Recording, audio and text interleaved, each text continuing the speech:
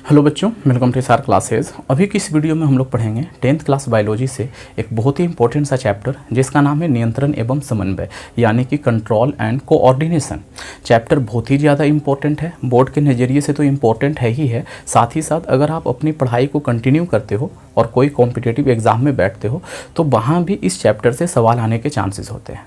तो इसके इम्पोर्टेंस को समझ लेने के बाद अब हम लोग चैप्टर को स्टार्ट करते हैं। सबसे पहले ये समझने का कोशिश करते हैं कि यहाँ पे जो नियंत्रण का बात हो रहा है तो किस चीज़ पे नियंत्रण का बात हो रहा है, आखिर कौन सा ऐसा चीज़ है जो उन चीज़ों पे नियंत्रण करेगा। तो सबसे पहले इसी सवाल का जवाब ढूंढते हैं।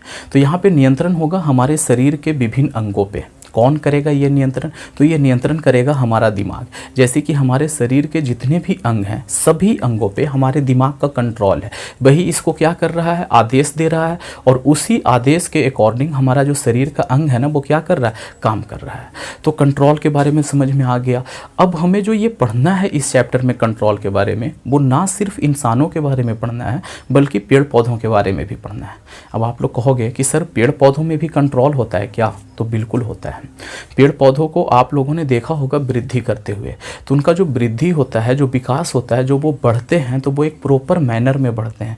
ऐसा नहीं है कि एक पौधा यहाँ से ऐसे स्टार्ट हुआ, इसके बाद इस तरफ की एक डाली निकली और ये ऐसे ही बढ़ती चली जा रही है। ऐसा होता है क्या? नहीं होता है। पेड़ पौधा कैसे विकास करते हैं? ये एक पौधा हुआ, तना निकला इसका, एक डाली इधर, एक इधर, एक इधर, चारों तरफ से डालियाँ निकलती हैं ताकि ये क्या रहे, संतुलित अवस्था में खड़ा रहे। अगर एक ही तरफ की डाली निकलते चली जाती, उसी डाली में एक और डाली, उसी में एक और डाली, उसी में एक और, ऐसे निकलते चली जाती तो ज़्यादा वजन हो जाने के कारण ये डाली टूट भी सकती थी, है ना। लेकिन पेड़ पौधा इस तरीके से वृद्धि नहीं दर्शाता। इसका मतलब उसमें जो वृद्धि होता है ना वो एक कंट्रोल मैनर में होता है। तो हम लोगों ने देखा कि कंट्रोल इंसानों में भी है और साथ ही साथ पेड़ पौधों में भी है। अब सवाल उठता है कि ये समन्वय क्या है? तो समन्वय का मतलब होता है तालमेल। हमारे शरीर के विभिन्न अंगों में जो तालमेल है उसी को क्या कहते हैं? समन्वय कहते हैं। समन्वय का होना ज़रूरी है क्या? तो बिल्कुल ज़रूरी है, बहुत ज़्यादा ज़रूरी है। जैसे मैं अभी बोल रहा हूँ तो हमारे बोलने के साथ साथ मेरा जो हाथ है ना वो क्या कर रहा है, उसके सपोर्ट में एक्शन कर रहा है। यानी मुंह और हाथ दोनों के बीच में क्या है, एक समन्वय स्थापित है। जो मुंह बोल रहा है उसी के जैसा ही है ना, उसी से मिलता जुलता एक्शन हमारा हाथ परफॉर्म कर रहा है। आप खुद को ही ले लो, आप क्या कर रहे हो, पढ़ रहे हो, कान से सुन रहे हो, आँख से देख रहे हो, और ये सुनी और देखी गई चीज़ों को हाथ से क्या कर रहे हो, लिख रहे हो ना। ठीक, तो ये क्या है, कान, आँख और हाथ के बीच में एक समन्वय स्थापित हो गया है। समन्वय का होना बड़ी ज़रूरी है। अगर ये नहीं होगा तो ढंग से काम नहीं कर पाएगा इंसान। तो इतना एग्जाम्पल से आप लोगों को समझ में आ गया होगा कि शरीर के विभिन्न अंगों में समन्वय का होना बड़ा ज़रूरी है। अब हम लोग अंदर जाते हैं चैप्टर का और समझने की कोशिश करते हैं कि ये नियंत्रण और समन्वय, जो हमारा दिमाग, अगर इंसानों का बात करें तो हमारा जो दिमाग है वो नियंत्रण स्थापित किए हुए है, तो आखिर उसके पास ऐसा कौन सा चीज़ है जिसके जरिए वो हमारे शरीर के विभिन्न अंगों पे नियंत्रण स्थापित करके है। या तो अगर पेड़ पौधा का बात करें तो पेड़ पौधों में आखिर ऐसा कौन सा चीज़ है जिसके जरिए वो अपने शरीर के विभिन्न अंगों पे नियंत्रण स्थापित करके, तो उसके बारे में जानते हैं। तो देखिए, पेड़ पौधे और इंसानों में जो चीज़ पाया जाता है ना वो दो चीज़ पाए जाते हैं। कुछ तो रसायन होते हैं, रसायन किसको बोलते हैं, केमिकल को, है ना। कुछ रासायनिक पदार्थ होते हैं, उन रासायनिक पदार्थों के जरिए नियंत्रण स्थापित होता है, या तो कह सकते हैं समन्वय स्थापित होता है। इसके अलावा एक और चीज़ है जिसे कहते हैं तंत्रिका तंत्र, इसके जरिए भी नियंत्रण और समन्वय स्थापित किया जाता है। ठीक है, ये तंत्रिका तंत्र तीन चीज़ों से मिलकर बना होता है। इसके बारे में हम आगे पढ़ेंगे, लेकिन एक चीज़ मैं इसमें बता दूं कि इसमें जो सबसे प्रमुख चीज़ होता है ना वो होता है दिमाग। ठीक है, तो दिमाग भी एक तरह से नियंत्रण स्थापित करता है हमारे शरीर पे, या तो कह सकते हैं कंट्रोल स्थापित करता है। बिना दिमाग के हमारे शरीर में कोई भी कंट्रोल नहीं रहेगा। ठीक है, तो दिमाग का होना बहुत ज़्यादा जरूरी है। अब देखिए, ये जो कार्बनिक रसायन है ना, इन्हें एक नाम से पुकारा जाता है, उसे कहा जाता है हार्मोन। यानी जो हार्मोन अभी तक हम लोग सुनते आ रहे थे कि दाढ़ी का निकलना, इंसान का बढ़ना, ये सब कुछ किस पे डिपेंड करता है, हार्मोन पे डिपेंड करता है। तो इस प्रकार का नियंत्रण है ना जो वृद्धि से रिलेटेड है, किसी भी चीज़ का बढ़ना या ना बढ़ना, वो किस पे डिपेंड करता है, हार्मोन पे डिपेंड करता है। ठीक है, जैसे देखिए, मुझे ही देख लीजिए या खुद को ही देख लीजिए, एक एज तक हम लोग क्या करते हैं, बढ़ते हैं। ठीक है, बढ़ते चले जा रहे हैं, बढ़ते चले जा रहे हैं, फिर उसके बाद हमारा जो वृद्धि है ना वो रुक जाता है। ठीक। तो ये किसके जरिए हो रहा है, कौन है जो इसको कंट्रोल कर रहा है, तो ये हार्मोन कंट्रोल कर रहा है। अगर कंट्रोल नहीं करेगा तो हमारा वृद्धि ज़िंदगी भर चलता रहेगा और फिर सोचो कि क्या हाल होगा, है ना। 20 साल में 25 साल में इंसान इतना लंबा हो जाता है तो अगले 25 साल में इसका डबल हो जाता है कि नहीं हो जाता। तो ये कंट्रोल है भाई कि एक सर्टेन एज पे जाने के बाद क्या होता है, वृद्धि रुक जाता है, फिर वो इस तरीके से फैलना स्टार्ट हो जाता है, ठीक। तो ये जो वृद्धि से रिलेटेड जो नियंत्रण है वो कौन करता है, कंट्रोल करता है, वो करता है हार्मोन, ठीक। अब देखिए ये जो तंत्रिका तंत्र वो किस प्रकार का नियंत्रण स्थापित करता है, तो ये नियंत्रण स्थापित करता है संवेदना को, ये करता है एक जगह से दूसरी जगह पहुंचाता है। संवेदना मतलब कि दुख, दर्द, खुशी, मज़ा, इन सब चीज़ों का जो एहसास है ना, ये एहसास दिमाग तक पहुंचाता है। छोटा सा एग्जांपल देता हूँ, यहाँ पे मच्छर ने काटा तो यहाँ पे दर्द होगा, तो इस दर्द को दिमाग तक पहुँचाएगा कौन, तो ये जो पहुंचाने का कार्य है ना वो तंत्रिका तंत्र करता है। तो ये तंत्रिका तंत्र से यहाँ से बिजली के फॉर्म में, करंट के फॉर्म में इन्फॉर्मेशन कहाँ जाएगा, दिमाग को जाएगा। अब दिमाग जैसे ही मतलब उसको ये इन्फॉर्मेशन मिला कि यहाँ पे कोई दिक्कत है, वो आँख को इशारा करेगा, या तो कह सकते हैं कि आँख को ऑर्डर देगा कि तुम देखो कि वहाँ पर क्या हो रहा है। आँख देखेगा, उसका फोटो रेटिना पे बनाएगा और दिमाग को बोलेगा कि ऐसा चीज़ है जो यहाँ पर वो है, ठीक। दिमाग देखेगा, ओ ये तो मच्छर है, जैसा कि आँख बोलेगा उसी के अकॉर्डिंग दिमाग फट से समझ जाएगा ये क्या है, मच्छर है। मच्छर के बारे में जैसे ही पता चला, अब दिमाग क्या करेगा, इस हाथ को ऑर्डर करेगा कि तुम इसको ऐसे चट से मार दो, ठीक। तो ये क्या है, एक प्रकार का कंट्रोल है, साथ ही साथ कोऑर्डिनेशन है ना, कि आँख को इशारा किया, आँख ने देखा, तुरंत इशारा किया दिमाग को कि ऐसा है, दिमाग ने इसको फिर ऑर्डर दिया, इसने क्या किया, इससे मारा। तो इन सब चीज़ों से हमें क्या पता चल रहा है कि हमारे आँख, हाथ और दिमाग के बीच में क्या है, एक प्रकार का समन्वय बना हुआ है, और इसी समन्वय के आधार पर ये जो हमारा शरीर का विभिन्न अंग है वो कार्य कर रहा है। और ये समन्वय किसके जरिए हो रहा है, तो एक तंत्र के जरिए हो रहा है, और उस तंत्र को हम लोग क्या कहते हैं, तंत्रिका तंत्र कहते हैं। ये तंत्रिका तंत्र 3 चीज़ों से मिलकर बना होता है, जैसा कि मैंने अभी बताया, और इसके बारे में हम लोग काफ़ी डिटेल में पढ़ने वाले हैं। अब थोड़ा सा और इसके बारे में जान लेते हैं। मैंने यहाँ पे लिख रखा है कि रसायन जो हैं वो क्या कार्य करते हैं, तो वृद्धि से संबंधित कार्य करते हैं, और जो तंत्रिका तंत्र है ये संवेदनाओं को एक जगह से दूसरी जगह भेजता है। एक जगह से दूसरी जगह क्या कह सकते हैं कि शरीर के किसी अंग से दिमाग तक, और दिमाग से शरीर के किसी अंग तक संवेदनाओं को भेजता है, या तो ऑर्डर या निर्देश को भेजने का कार्य करता है, ठीक। अब देखिए ये विद्युत धारा के फॉर्म में होता है, तो विद्युत तो काफ़ी फास्ट होता है, तो इसका मतलब ये है कि ये काफ़ी तीव्र गति से होता है, और इसका जो गति है वो क्या है, थोड़ा सा मंद गति से होता है, ठीक। तो ये 2 चीज़ हम लोगों ने देख लिया।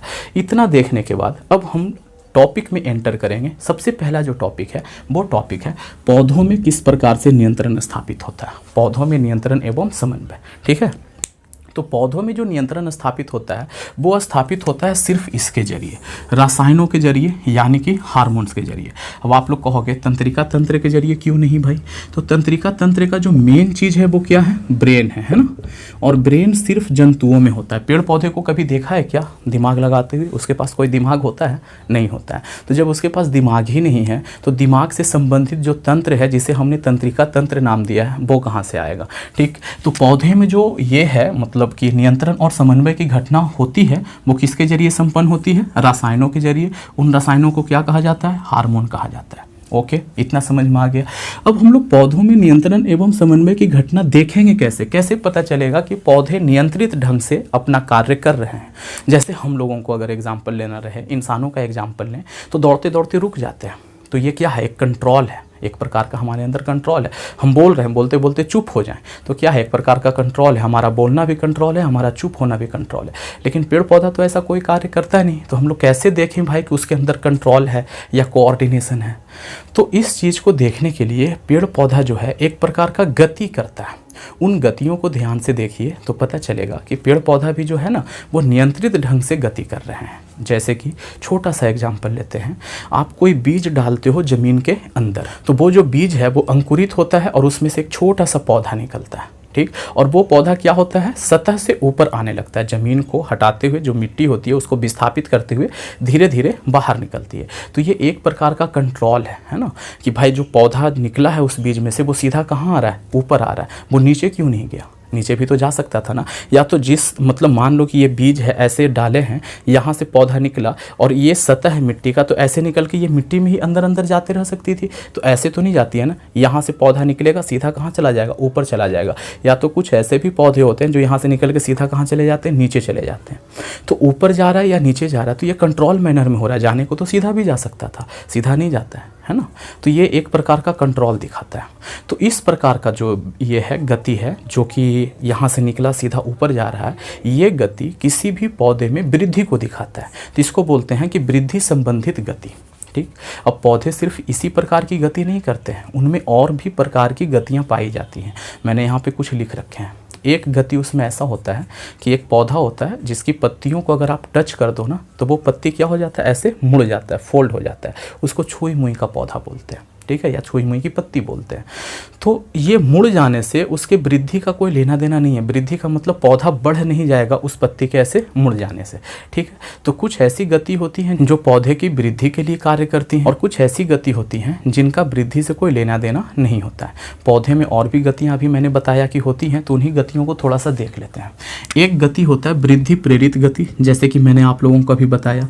वृद्धि प्रेरित गति किसे कहेंगे, पौधे में होने वाली वैसी गति जो पौधे को वृद्धि के लिए, है ना, आगे बढ़ने के लिए प्रेरित करता हो, उसे क्या कहते हैं, वृद्धि प्रेरित गति।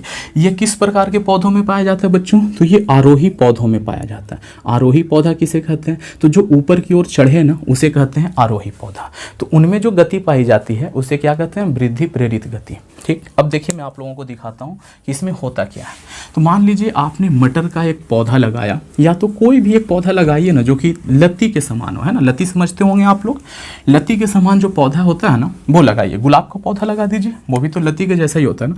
मान लीजिए ये पौधा आपने लगाया, इसका जो ये वाला पोर्शन है थोड़ा सा कमजोर है, इसका टेंडेंसी है कि ये ऊपर की ओर जाएगा, लेकिन ये ऊपर की ओर तो तब जाएगा ना जब इसमें जान रहे। अब इसमें जान ही नहीं रहेगा तो ये क्या हो जाएगा, ऐसे नीचे की ओर गिर जाएगा।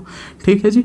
तो हम लोग क्या करते हैं, इसके इस तरफ और इस तरफ दो सहारा दे देते हैं। इससे एक ऐसे निकलेगा, इससे एक ऐसा डाली पतला सा, और ये यहाँ से ऐसे बंधा जाएगा, है ना, ऐसा लगता है जैसे बंधा गया, ऐसे ऐसे बंधाते चला जाएगा। और इसके सहारे ही ये क्या करेगा, धीरे धीरे धीरे धीरे ऊपर की ओर बढ़ता रहेगा। तो ये जो गति हो रहा है, ये जो गति हो रहा है, ये गति क्या कर रहा है, इस पौधे को ऊपर की ओर वृद्धि करने के लिए प्रेरित कर रहा है। तो इस प्रकार की गति को क्या कहते हैं, वृद्धि प्रेरित गति कहते हैं। और ये किस में पाया जाता है, आरोही पौधों में पाया जाता है। इतना समझ में आ गया। तो ये देखने के बाद हमें ये पता चल गया कि ये जो बाहरी कारक हमने लगाया था ना, इस कारक के हिसाब से ये पौधा क्या कर रहा है, गति कर रहा है। तो सिर्फ यही एक कारक नहीं है, मतलब कि सहारा ही एक ऐसा चीज नहीं है जो मिलने से पौधा गति करता है, बल्कि और भी कुछ ऐसे चीज हैं, अगर वो चीज पौधे को दे दिया जाए तो उसके अनुसार ये क्या करने लगेगा, गति करने लगेगा। ठीक है। तो अगला चीज जो है उसको बोलते हैं अनुवर्तन। क्या बोलते हैं बच्चों, अनुवर्तन। अब हम लोग इसके बारे में डिटेल में समझते हैं। इतना का आप लोग स्क्रीनशॉट ले सकते हैं। कुछ चीज़ों तो मैंने यहाँ पे मिटा दिया, तो आप लोग थोड़ा बैक जा करके। तो अभी हम लोगों ने देखा कि कुछ ऐसे बाहरी कारक हैं जिसके अनुसार जो पेड़ पौधा है ना वो गति प्रदर्शित करते हैं। तो ये बाहरी कारकों के अनुसार पेड़ पौधे में होने वाली जो गति है उसको एक नाम दिया गया है, उसे कहते हैं अनुवर्तन। तो अनुवर्तन का डेफिनेशन आप लोगों को समझ में आ गया। बाहरी कारकों के अनुसार पेड़ पौधे में होने वाली गति को क्या कहा जाता है, अनुवर्तन कहा जाता है। ठीक है। अब अनुवर्तन जो होता है वो कई प्रकार का होता है। सबसे पहले तो ये देखिए कि आखिर ऐसे कौन कौन से बाहरी कारक है जिसके कारण पेड़ पौधे में गति होता है। तो उसमें से जो सबसे पहला है ना वो है प्रकाश। प्रकाश के हिसाब से पेड़ पौधे गति करते हैं। ठीक। अब हम लोग देखेंगे कि वो किस प्रकार से गति करते हैं। जल के हिसाब से भी पेड़ पौधे गति करते हैं, गुरुत्वाकर्षण के हिसाब से भी पेड़ पौधे गति करते हैं, और कुछ रासायनिक पदार्थों के अनुसार भी पेड़ पौधे गति करते हैं। तो पेड़ पौधों में जो अनुवर्तन है ना वो 4 प्रकार से होता है। ठीक है। मतलब कि 4 बाहरी कारकों के अनुसार पेड़ पौधे गति करते हैं। ओके, एक एक करके समझते हैं। सबसे पहला है प्रकाश अनुवर्तन। तो पेड़ पौधों के अंगों द्वारा प्रकाश की दिशा में दिखाए गए गति को क्या कहते हैं, प्रकाश अनुवर्तन कहते हैं। ठीक है।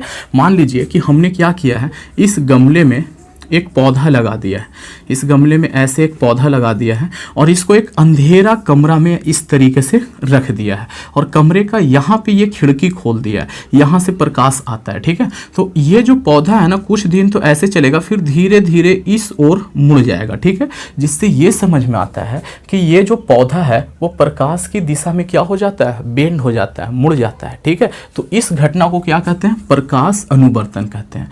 तो पेड़ पौधा का ऐसा कौन सा अंग है जो प्रकाश अनुवर्तन को दिखाता है, तो तना का जो शीर्ष भाग है ना ये दिखाता है। ठीक, कि तना का शीर्ष भाग प्रकाश अनुवर्तन को दिखाता है। साथ ही साथ पत्तियों में भी यही गुण पाया जाता है कि ये प्रकाश अनुवर्तन को शो करता है। ठीक, तो जो प्रकाश की दिशा में भागे, मतलब प्रकाश की दिशा में गति करे, उसको क्या कहेंगे, धनात्मक प्रकाश अनुवर्तन कहेंगे। ठीक है जी, धनात्मक प्रकाश अनुवर्तन कहेंगे। प्रकाश अनुवर्तन आप लोग जोड़ लेना। लेकिन यहाँ पे ये जो मिट्टी है, मिट्टी के नीचे एक प्रकार का गति और होगा। वो कौन सा गति होगा भाई, तो नीचे इस तरीके से इसका जड़ चारों तरफ फैलेगा। तो प्रकाश तो ऊपर है ना, तो इसका गति कहाँ है, नीचे की ओर। तो इसको हम लोग क्या कहेंगे, प्रकाश के विपरीत, यानी कि ऋणात्मक प्रकाश अनुवर्तन। ओके, इतना समझ में आ गया। धनात्मक और ऋणात्मक प्रकाश अनुवर्तन। प्रकाश अनुवर्तन कहते कि इसको है, प्रकाश के कारण पेड़ पौधों में होने वाली गति को क्या कहते हैं, प्रकाश अनुवर्तन कहते हैं। ये प्रकाश अनुवर्तन दो तरीके से देखने को मिलता है। एक प्रकाश की दिशा में, जो कि पेड़ पौधे का शीर्ष भाग, मतलब तना का शीर्ष भाग और साथ ही साथ पत्तियां प्रदर्शित करती हैं। और दूसरा कौन सा भाई, तो दूसरा होता है कि पेड़ पौधा का जो जड़ है वो भी एक प्रकार का प्रकाश अनुवर्तन दिखाता है और वो उल्टा दिखाता है। प्रकाश ऊपर से आ रहा है तो ये इसकी गति कहाँ है, नीचे है, तो इसको क्या कहेंगे, ऋणात्मक प्रकाश अनुवर्तन कहेंगे। ओके, तो ये समझ में आ गया होगा कि प्रकाश अनुवर्तन किसे कहते हैं। कभी कभी आप लोगों से ये सवाल पूछ दिया जाता है कि प्रकाश अनुवर्तन की घटना को एक प्रयोग के द्वारा दिखाइए। तो क्या लिखोगे प्रयोग के द्वारा दिखाने में, कि एक अंधेरे कमरे में हम एक ये रख देते हैं, मतलब एक पौधा रख देते हैं जो कि गमले में होता है। ठीक है, और उस कमरे के एक दीवार पे क्या है भाई, एक खिड़की है, उसे खोल देने पे प्रकाश अंदर आती है। ठीक है, तो कुछ समय के बाद जो गमले में पौधा है ना, उसका जो गति है, या तो कह सकते हैं कि वो जो पौधा है वो उस खिड़की की ओर थोड़ी सी मुड़ जाती है, जो ये दिखाता है कि इसका गति प्रकाश की दिशा में हो रहा है। ठीक है, तो ये प्रयोग के द्वारा हम लोग ऐसे दिखा सकते हैं। अगला चीज है हमारा, उसे कहते हैं गुरुत्वानुवर्तन, यानी कि गुरुत्वाकर्षण बल जो है उसके दिशा में पेड़ पौधों के अंगों द्वारा दिखाई गई गति को क्या कहते हैं, गुरुत्वानुवर्तन कहते हैं। ठीक है, जैसे यहाँ पे इसी के जरिए देखते हैं कि ये वाला चीज़ तो ऊपर गया था, लेकिन जो इसका जड़ है वो कहाँ जा रहा है, हमेशा नीचे की ओर जा रहा है। और पृथ्वी का गुरुत्वाकर्षण कहाँ है, नीचे की ओर है। तो पेड़ पौधा का जो जड़ वाला पोर्शन है ना, वो हमेशा क्या दिखाता है, गुरुत्वानुवर्तन को दिखाता है, मतलब उसकी गति हमेशा गुरुत्वाकर्षण बल की दिशा में होती है। ठीक, तो पेड़ पौधे के अंग द्वारा गुरुत्वाकर्षण बल की दिशा में दिखाई गई गति को क्या कहते हैं, गुरुत्वानुवर्तन कहते हैं। जो भी मैं यहाँ पे बोल रहा हूँ ना, आप लोगों से लिखते चलिए। ओके, अब इसके बारे में भी कभी कभी ये कहता है कि आप लोग इसको प्रयोग के द्वारा करके दिखाइए, ये गुरुत्वानुवर्तन को। तो इसके लिए क्या है कि एक गमला लीजिए, इस तरीके से ये ऐसा गमला लिया और ऐसे बंद है ये, ठीक है, और इसमें एक ऐसे पौधा लगा हुआ है और इस गमले को हमने इस तरीके से ऐसे पलट दिया है। ठीक है, तो कुछ समय के बाद देखोगे कि ये वाला जो पौधा है ये धीरे धीरे प्रकाश की दिशा में मुड़ा जा रहा है। ठीक, और जब आप इस गमले को तोड़ोगे ना सावधानी पूर्वक, तो देखोगे कि इसका जो जड़ है वो नीचे की ओर मुड़ गया है, यानी कि ये वाला भाग क्या दिखा रहा है, प्रकाशानुवर्तन दिखा रहा है, और ये जो जड़ वाला भाग है वो क्या दिखा रहा है, गुरुत्वानुवर्तन दिखा रहा है। ये नीचे की ओर है और ये कहाँ है, ऊपर की ओर है। तो इस प्रयोग के जरिए हम प्रकाशानुवर्तन और गुरुत्वानुवर्तन दोनों को दिखा सकते हैं। अगला जो चीज है वो है रासायनिक अनुवर्तन। रासायनिक अनुवर्तन का अगर हमें डेफिनेशन देना हो तो ऐसे देंगे कि किसी भी पेड़ पौधे के अंगों द्वारा किसी रसायन की दिशा में दिखाई गई गति को क्या कहते हैं, रासायनिक अनुवर्तन कहते हैं। ये कहाँ पे होता है, कैसे होता है, ये अभी आप लोग उस स्टैंडर्ड पे पहुंचे नहीं हो। एक्चुअली ये होता है जब पुष्पों में, या तो कह सकते हैं कि पेड़ पौधे के बीजों में जब जनन की क्रिया होती है ना, तब उसमें ये वाला अनुवर्तन देखने को मिलता है। उसमें एक ये होता है कि इस तरीके से फूल का जो ये वाला हिस्सा होता है ना, इसको बोलते हैं बीजांड, इसको बीजांड कहा जाता है। और यहाँ इसको बोलते हैं वर्तिकाग्र। वर्तिकाग्र पे पराग कण आता है, ये नर जनन अंग है। यहाँ से एक नलिका निकलता है और ये नलिका यहाँ आकर के प्रवेश करती है, यहाँ पे एक संरचना होता है। तो ये जो नलिका गति कर रही है ना ऐसे, यहाँ पे ये वाली जो गति है नलिका की, इसे ही कहा जाता है रासायनिक अनुवर्तन। रासायनिक अनुवर्तन किस लिए कहा जाता है? क्योंकि ये जो नलिका इस ओर गति कर रही है वो यहाँ पे एक रसायन रखा हुआ है, ठीक है, इसी रसायन की दिशा में इसका गति हो रहा है, तो इसे हम लोग क्या कहेंगे? रासायनिक अनुवर्तन। ओके, इतना समझ में आ गया कि रासायनिक अनुवर्तन किसे कहते हैं। तो रासायनिक अनुवर्तन में एग्जाम्पल किसका हो जाएगा? तो ये नलिका को कहा जाता है पराग नलिका। तो पराग नलिका का बीजांड में गति, मतलब बीजांड में जो पराग नलिका द्वारा दिखाई गई गति है ना, वो किसका एग्जाम्पल है? रासायनिक अनुवर्तन का एग्जाम्पल है। ओके, अब हम लोग आगे जाते हैं। एक और अनुवर्तन होता है जिसे कहा जाता है जलानुवर्तन, यानी कि जल की दिशा में दिखाई गई जो अनुवर्तन है उसे क्या कहते हैं? जलानुवर्तन कहते हैं। ओके, तो बस सिंपल सा इसका डेफिनेशन हो गया कि जलानुवर्तन किसे कहते हैं। तो अब जो हमारा टॉपिक है वो है कि पौधों में रासायनिक समन्वय किस प्रकार से स्थापित होता है, यानी कि पौधे के जो विभिन्न अंग हैं वो आपस में किस तरीके से तालमेल बनाते हैं। और तालमेल बनाने के लिए हम लोगों ने जाना कि इसमें कुछ रासायनिक पदार्थ होते हैं। तो वो रासायनिक पदार्थ कौन कौन से हैं, इन सब चीज़ों के बारे में हमें थोड़ा सा जानना है। तो आप लोग इसका एक स्क्रीनशॉट लीजिए, फिर हम लोग देखते हैं कि पौधों में रासायनिक समन्वय किस प्रकार से स्थापित होता है। मैंने यहाँ पे इसका थोड़ा सा ये दे रखा है, इंट्रो दे रखा है, इसको पढ़ लीजिएगा कि पौधों में समन्वय जो है वो कुछ रासायनिक हार्मोन के जरिए संपन्न होता है, ठीक है, जिसे हम लोग क्या कहते हैं? पादप हार्मोन कहते हैं, या तो फिर इसकी का एक और नाम है फाइटो हार्मोन, ठीक है। तो ये नाम दोनों याद रखिएगा, ऑब्जेक्टिव में सवाल बनता है, ठीक। अब इसका स्क्रीनशॉट लीजिए, हम लोग बढ़ते हैं आगे। तो इससे पिछले स्लाइड में हम लोगों ने पादप हार्मोन के बारे में जान लिया था कि पेड़ पौधों में जो समन्वय का घटना है वो पादप हार्मोनों के जरिए संपन्न होता है, ठीक है। तो उसका डेफिनेशन मैंने यहाँ पे लिख रखा है कि पौधों में जैविक क्रियाओं के बीच संबंध स्थापित करने के लिए जो भी हार्मोन का इस्तेमाल होता है उसे हम लोग क्या कहते हैं? पादप हार्मोन कहते हैं। ये पादप हार्मोन करता क्या है भाई? तो पेड़ पौधों में वृद्धि और अन्य उपापचयी घटनाओं को नियंत्रित करता है या तो फिर उसे प्रभावित करता है।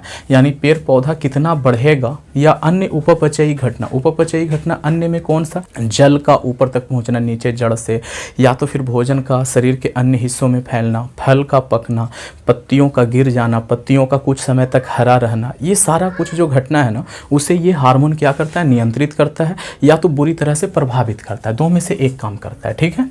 अब देखिए ये जो पादप हार्मोन है इनके कई प्रकार हैं। अगर हम उनका रासायनिक संगठन या कार्य के आधार पर बंटवारा करें तो ये पादप हार्मोन 5 हिस्सों में बंट जाता है, ठीक है। तो आपसे ये पूछा जाए कि ये जो पादप हार्मोन है उसे आप किस आधार पे बांट रहे हो, तो रासायनिक संगठन यानी कि बनावट के आधार पे और उसके कार्य के आधार पे हमने पादप हार्मोन को बांटा, तो ये 5 हिस्सों में बट गया। जो सबसे पहला हार्मोन है उसे ऑक्सिन कहा जाता है। ये ऑक्सिन जो है इसका संश्लेषण स्थान, संश्लेषण स्थान का मतलब ये ऑक्सिन कहाँ पे बनता है? तो किसी भी पेड़ पौधे का जो स्तंभ होता है, मान लीजिए कि ये पेड़ है तो ये इस पेड़ का ऊपरी भाग है तो यहाँ पे ये बनेगा, स्तंभ है, ठीक है। स्तंभ शीर्ष पे ये ऑक्सिन का संश्लेषण होता है। अब इसका कार्य क्या है भाई? यहाँ पे बन रहा है, इसका मतलब जरूर ये क्या होगा? वृद्धि का कार्य करता होगा। तो ये किसी भी पेड़ पौधे की लंबाई को बढ़ाने में सहायक है, ठीक है। ये ऐसे धीरे धीरे धीरे धीरे बढ़ते चला जाएगा। तो देखिए उसका कार्य क्या है? कोशिका विभाजन। कोई भी चीज कैसे बढ़ता है? तो यहाँ पे कोशिकाएं विभाजित होते रहती हैं, कोशिकाओं की संख्या बढ़ती रहती है और ये धीरे धीरे इस तरीके से ऊपर की ओर बढ़ता चला जाएगा। तो कोशिका विभाजन एवं कोशिका दीर्घन इसका क्या है? कार्य है। इसके अलावा एक और कार्य करता है, बीज रहित फलों के उत्पादन में भी ये सहायक है।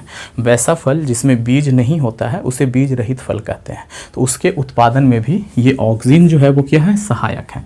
अब आप लोग के दिमाग में एक बात आ रहा होगा कि सर किसी भी बढ़ते हुए पौधे का ये वाला भाग अगर हम काट दें तो फिर ये पौधा ऊपर बढ़ेगा या नहीं बढ़ेगा, ठीक है। तो ये ऊपर फिर नहीं बढ़ता है, ठीक है। इसका विकास जो होगा वो इस तरफ से ऐसे ऐसे होगा, ये ऊपर का बढ़ना इसका क्या हो जाएगा? रुक जाएगा। ओके, अब हम लोग आगे देखते हैं। अगला जो ये है हार्मोन का प्रकार है उसे कहा जाता है जिबरेलिन्स। ये एक जटिल कार्बनिक यौगिक है। जटिल मतलब काफ़ी कॉम्प्लेक्स है, ठीक है। तो कार्बनिक यौगिक किसे कहते हैं? वैसा यौगिक जिसमें कार्बन भी मौजूद रहे उसे क्या कहते हैं? कार्बनिक यौगिक कहते हैं। तो ये जटिल कार्बनिक यौगिक है जिसका कार्य जो है ना वो बिल्कुल ऑक्सीजन के समान है, यानी कि ये भी क्या करता है? कोशिका विभाजन एवं कोशिका दीर्घन करता है, साथ ही साथ किसी भी पेड़ पौधे की लंबाई को बढ़ाने में सहायक है, और इसके अलावा बीज रहित फलों के उत्पादन में ये भी क्या है? सहायक है। ठीक है। तीसरा जो पादप हार्मोन है उसका नाम है साइटोकाइनिन। साइटोकाइनिन सबसे पहले हम लोग ये देख लेते हैं कि ये कहाँ पे मतलब बनता है। तो ये भ्रूणपोष में बनता है और साथ ही साथ जड़ में बनता है। भ्रूणपोष किसे कहते हैं? तो जहाँ पे पुष्प का किसी भी पेड़ पौधे में नया पुष्प जो बनता है ना वो उसके फूलों में ही बनता है। तो उस पुष्प में बनने का जो घटना है, या तो कह सकते हैं जहाँ पे ये पुष्प बनता है उसे भ्रूणपोष कहते हैं। ये जनन का पार्ट है, जब जनन पढ़ाऊंगा तो बताऊंगा। तो वहीं पे ये वाला बनता है, ठीक है, साइटोकाइनिन। और साथ ही साथ जड़ में भी बनता है। थोड़ा सा इसका कार्य देख लेते हैं। तो साइटोकाइनिन जो है वो कोशिका द्रव्य विभाजन में सहायता प्रदान करता है। ठीक है। किसी भी कोशिका के विभाजन में ये बहुत ज़्यादा जरूरी होता है कि कोशिका के द्रव का विभाजन हो जाए, है ना। कोशिका द्रव वगैरह हम लोग पढ़ चुके हैं क्लास 9th में। तो कोशिका द्रव का विभाजन होना बहुत ज़रूरी है, तभी कोशिका विभाजित हो पाएगा। तो कोशिका द्रव के विभाजन में ये क्या है भाई? ये सहायता प्रदान करता है। इसके अलावा ये क्या कार्य करता है? तो ये पेड़ पौधा को जीर्णता से रोकता है। जीर्णता मतलब क्या होता है? पत्तियों का झड़ जाना, मतलब ये पत्तियों को झड़ने से रोकता है, पेड़ पौधा को जीर्णता से रोकता है, उसकी हरियाली को खत्म होने से रोकता है, उसको सूखने से रोकता है ना। मेनली ये कह सकते हैं कि पेड़ पौधे को सूखने से कौन बचाता है? तो ये वाला हार्मोन बचाता है, साइटोकाइनिन। इसके अलावा ये पर्णहरित को बनाए रखता है। पर्णहरित क्या होता है बच्चों? तो पर्णहरित जो पत्तियों में मौजूद होता है, जिसके कारण पत्तियों का रंग क्या होता है? हरा होता है, उसे पर्णहरित कहते हैं। ओके। तो ये पर्णहरित को काफ़ी समय तक बनाए रहता है, जिससे पत्तियों का रंग क्या रहता है? हरा रहता है। वही वाला चीज़ यहाँ पे लिखा हुआ है कि जिसके कारण पत्तियों को अधिक समय तक हरा रहने में मदद मिलता है। पत्तियाँ अधिक समय तक क्या रहती हैं? हरी रहती हैं। ओके। तो ये हम लोगों ने 3 हार्मोन्स के बारे में जान लिया। चौथा जो हार्मोन है वो है एब्सिसिक एसिड। एसिड को हम लोग हिंदी में अम्ल भी लिख सकते थे। ओके। अब ये क्या है? तो हम लोगों ने देखा कि ये जो ऑक्सीन है और जिब्रेलिन्स है ये किसी भी पेड़ पौधे के वृद्धि के लिए सहायक हार्मोन है। पेड़ पौधा का बढ़ना किस पे निर्भर करता है? इन दोनों हार्मोन के ऊपर निर्भर करता है। तो पेड़ पौधा एक सर्टेन हाइट तक ही बढ़ता है ना, ऐसा तो नहीं है कि हमेशा के लिए वो बढ़ता ही चला जाता है, हमेशा ऊपर की ओर बढ़ता चला जा रहा है, ऐसा नहीं होता है ना। तो वो रुक क्यों जाता है? आखिर वो रुक गया तो क्यों रुक गया? कौन है जो उसको रोक दिया? उसकी वृद्धि को रोक देता है वो चीज़। तो वो चीज़ कोई और नहीं, एब्सिसिक एसिड है। ये क्या करता है? ये एक वृद्धि रोधक कार्बनिक यौगिक है, मतलब जो वृद्धि को रोक दे वैसा कार्बनिक यौगिक है। फिर ये काम क्या करता है? तो ये ऑक्सीन और जिब्रेलिन्स का जो प्रभाव है, इसका प्रभाव क्या था इन दोनों का? किसी भी पेड़ पौधा को आगे बढ़ाने का कार्य करता है, यानी कि कोशिका को विभाजित करता है। तो ये जो है एब्सिसिक अम्ल जो है वो क्या करता है? इन दोनों के प्रभाव को उल्टा कर देता है, मतलब उसके विभाजन को रोक देता है ना। कोशिका जो विभाजित होते रहता है उसे ये क्या करता है? रोक देता है, जिसके कारण पेड़ पौधा का वृद्धि रुक जाता है। ठीक है। अगर हम ये वाला अम्ल कहीं से लेके आएँ और किसी पौधा पर छिड़क दें तो उस पौधे का जितना भी पत्ती है वो तुरंत से झड़ जाएगा। ठीक, मतलब कि पौधा सूखने के कगार पे भी आ सकता है, सभी पत्तियां झड़ जाएंगी। और हाँ, ये एक कार्य और करता है जिसके बारे में मैंने ऊपर ही लिख दिया, देखो यहीं पे बता दिया था कि कोशिका विभाजन एवं दीर्घन को ये क्या करता है? रोक देता है। ओके। तो यहाँ पे हम लोगों ने 4 हार्मोन के बारे में जाना। इसके अलावा एक हार्मोन और होता है, उसका नाम है एथिलीन। कार्बनिक यौगिक है ये, हम लोगों ने जाना है एथिलीन के बारे में। ये एक गैस है, गैसीय हार्मोन के रूप में पाया जाता है ये एथिलीन। ये पेड़ पौधे के पत्तियों में, फलों में, फूलों में, जड़ में, तनों में, हर जगह पाया जाता है ये एथिलीन। ठीक, इसका कार्य क्या है भाई? तो इसका कार्य है फलों को पकाना। मेनली जो है ना ये तना में बनता है, और जब फल लगता है किसी भी पौधे में तो वहाँ पे पहुँच करके उस फल को पकाने का कार्य करता है। आप एथिलीन के जरिए कृत्रिम रूप से मतलब कि आम लेकर आए कहीं से कच्चा और आप चाहते हो कि उसे पकाओ, तो कैसे पकाओगे? तो कच्चे आम की पेटी पे एथिलीन गैस प्रवाहित कर दीजिए, उससे आम क्या हो जाएगा? पक जाएगा। ठीक, तो कृत्रिम रूप से भी हम किसी फल को पका सकते हैं, किसके जरिए? एथिलीन के जरिए। और एथिलीन भी क्या है? पादप हार्मोन है। तो ये टोटल 5 प्रकार के हार्मोन होते हैं जिनके बारे में हम लोगों ने काफ़ी डिटेल में जाना। तो आप लोग इसका एक स्क्रीनशॉट ले लीजिए। अब हम लोग आगे बढ़ते हैं। 5वां मैंने यहाँ पे लिख नहीं रखा है, आप उसको लिख लीजिएगा क्योंकि मैंने अभी बोल दिया है उसे। ठीक है। तो पौधों में नियंत्रण और समन्वय देखने के बाद अब हम लोग थोड़ा सा देख लेते हैं कि जंतुओं में नियंत्रण और समन्वय किस प्रकार से होता है। ठीक है, तो जंतुओं में नियंत्रण और समन्वय की जो घटना है ना, वो दो चीज़ों से संपन्न होती है। पौधों में तो हम लोगों ने देखा कि कुछ कार्बनिक रसायन हैं जिनके जरिए पौधों में नियंत्रण और समन्वय की घटना संपन्न हो रही थी, जिन्हें कि हार्मोन कहा जाता था। लेकिन यहाँ पे इंसानों में या तो अन्य जंतुओं में थोड़ा सा फर्क होता है। थोड़ा सा फर्क इसलिए होता है क्योंकि इंसानों में एक चीज़ और अलग से पाया जाता है, वो है दिमाग। ठीक है, तो दिमाग जो है उसका एक अलग ही तंत्र बना हुआ है। ठीक, तो उसके जरिए भी नियंत्रण और समन्वय होता है। इसके अलावा इसमें हार्मोन तो बनता ही बनता है, तो यानी कि रासायनिक नियंत्रण एवं समन्वय भी होगा, साथ ही साथ दिमाग के जरिए होने वाला नियंत्रण और समन्वय भी होगा। तो यहाँ पे हम लोगों को दो प्रकार का नियंत्रण और समन्वय पढ़ना पड़ेगा। ओके, इतना समझ में आ गया। ठीक, तो एक एक कर करके देखते हैं दोनों को। तो यहाँ पे जंतुओं में नियंत्रण, साथ ही साथ आप समन्वय भी लिख सकते हैं। ठीक है, दो प्रकार से होता है। कौन सा भाई? रासायनिक नियंत्रण एवं समन्वय। वैसे रसायन जिनके जरिए जंतुओं में रासायनिक नियंत्रण और समन्वय की घटना संपन्न होती है, उसे क्या कहा जाता है? हार्मोन्स कहा जाता है। ओके, ये हार्मोन्स जो है ना, वो कुछ ग्रंथियां हैं जो कि हमारे शरीर में बनी हुई है। ग्रंथि किसे कहते हैं? जहाँ से कोई चीज़ निकले। ठीक है, तो उन ग्रंथियों के जरिए ये हार्मोन बनते हैं। तो उन ग्रंथियों को कहा जाता है अंतःस्रावी ग्रंथि, और इन्हीं ग्रंथियों के जरिए विभिन्न प्रकार के हार्मोन निकलते हैं, और ये हार्मोन अलग अलग होते हैं, और अलग अलग हार्मोन अलग अलग कार्यों को संपादित करते हैं। इनके बारे में हम लोगों को काफ़ी डिटेल में पढ़ना है। कोई भी इंसान बड़ी लंबा हो जाता है, कोई इंसान नहीं बढ़ पाता, तो ये लंबा होना और ना बढ़ पाना ये हार्मोन ही डिसाइड करता है। किसी इंसान की दाढ़ी होती है, किसी की नहीं होती है, तो ये भी क्या है? हार्मोन ही डिसाइड करता है। ठीक है, बहुत सारा चीज़ है। किसी इंसान का देखोगे कि यहाँ पे ये फूल चुका है, ठीक है, ये गला ऐसे फूल गया है, तो ये भी एक प्रकार का हार्मोनल बीमारी है। ठीक है, तो ये सब कुछ हम लोग काफ़ी डिटेल में पढ़ेंगे, लेकिन हम लोग इसे पढ़ने के बाद पढ़ेंगे। ठीक, तो पहले हम लोग थोड़ा सा इसके बारे में देख लेते हैं। तो दूसरा जो यहाँ पे नियंत्रण जो होता है, वो होता है तंत्रिकीय नियंत्रण। साथ ही साथ आप इसमें भी समन्वय जोड़ सकते हैं। ठीक है, तंत्रिकीय नियंत्रण एवं समन्वय। तो दिमाग और दिमाग के द्वारा जो बनाया गया तंत्र है, उसके जरिए जो नियंत्रण और समन्वय की घटना इंसानों में या जंतुओं में संपन्न होती है, उसे क्या कहते हैं? तंत्रिकीय नियंत्रण एवं समन्वय कहा जाता है। ओके, देखिए ये जो नियंत्रण है वो किसके जरिए संपन्न होता है? तंत्रिका तंत्र के द्वारा संपन्न होता है। ठीक, अब ये जो तंत्रिका तंत्र है वो किससे बना हुआ होता है? तो वो न्यूरॉन से बना होता है। जैसे कि कोई दीवार ईंट से बना होता है, उसी तरीके से ये जो तंत्रिका तंत्र है वो किससे बना हुआ होता है? न्यूरॉन से बना हुआ होता है। अब ये एक नया शब्द है न्यूरॉन, तो न्यूरॉन के बारे में हम लोग काफ़ी डिटेल में पढ़ेंगे कि ये न्यूरॉन क्या होता है, इसका स्ट्रक्चर क्या है, ये क्या कार्य करता है, किस तरीके से करता है, सब कुछ हम लोग एक एक करके देखने वाले हैं। ठीक, उससे पहले ये देख लेते हैं कि ये करता क्या है। तो ये संवेदनाओं का परिवहन करता है। संवेदना मतलब एहसास, एहसास को एक जगह से दूसरी जगह ले जाता है। अब एहसास जो होता है वो दो प्रकार का होता है। कुछ एहसास ऐसे होते हैं जो आंतरिक होते हैं, और कुछ एहसास ऐसे होते हैं जो बाहरी होते हैं। आंतरिक एहसास जैसे कि भूख लगना, प्यास लगना, ये शरीर के अंदर का एहसास है। तो भूख लगने का जो घटना है हमें पता कैसे चलता है? तो दिमाग को खबर जाता है, ठीक, कि भूख लग रहा है, प्यास लग रहा है, ये सारा कुछ। तो ये हो गया आंतरिक। कुछ एहसास ऐसे होते हैं जो बाहरी कारणों के जरिए होता है, जैसे कि अगर हाथ हमारा किसी गर्म चीज़ पे पड़ जाए तो जलेगा। ठीक, तो ये बाहरी कारक है, या तो कह सकते हैं बाहरी एहसास है। तो इन एहसासों का जो ये है ना संवेदना है, इन एहसासों का जो खबर है ना, वो हमारे दिमाग को किसके जरिए मिलता है? इस तंत्रिका तंत्र के जरिए मिलता है।